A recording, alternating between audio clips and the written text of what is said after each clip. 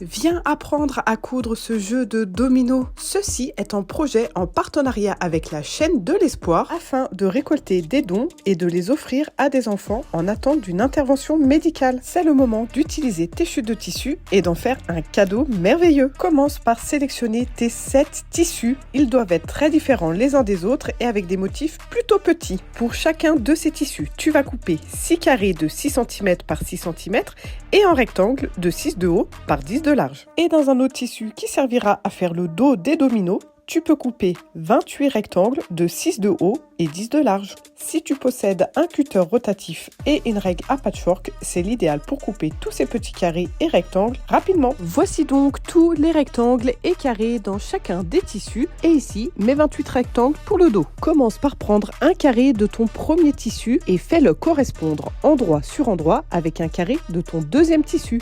Toujours avec ce tissu, fais de même avec un carré de ton tissu numéro 3. Et répète cette opération avec le numéro 4, 5, 6 et 7. Maintenant, passe au carré du tissu numéro 2 qui seront assemblés avec chacun des 5 tissus restants.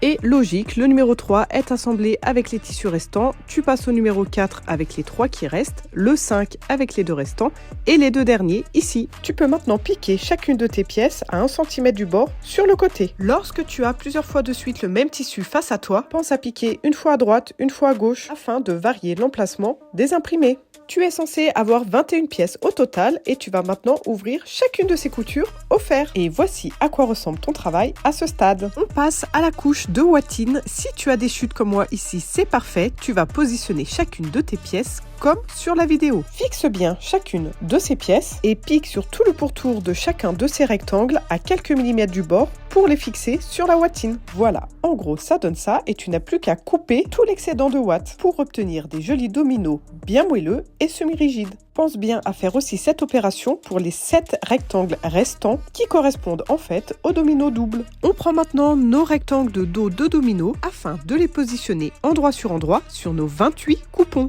On pique à 1 cm sur tout le tour en laissant bien un espace de 3 cm ici où il ne faut pas coudre. Et voici le résultat. À présent, dégarnis chacun des 4 angles ici en coupant en biais comme sur la vidéo. Utilise l'ouverture pour retourner chacun des rectangles. Si tu as le tube et la baguette, cette étape sera naturellement beaucoup plus rapide. Pense à bien pousser dans les angles pour obtenir des jolis angles droits, mais attention à ne pas faire des trous dans le tissu. On passe au fer à repasser et on repasse bien ces dominos des deux côtés. Tu peux choisir de refermer à la main, mais c'est vraiment long. Sinon, fais une surpiqûre sur tout le pourtour. C'est bien plus rapide et le résultat est tout de même super classe. Tadam! En voici un terminé. Afin de ranger et offrir tes dominos, je t'invite à réaliser un joli pochon. Les informations concernant la collecte de dons auprès de la chaîne de l'espoir se trouvent en légende.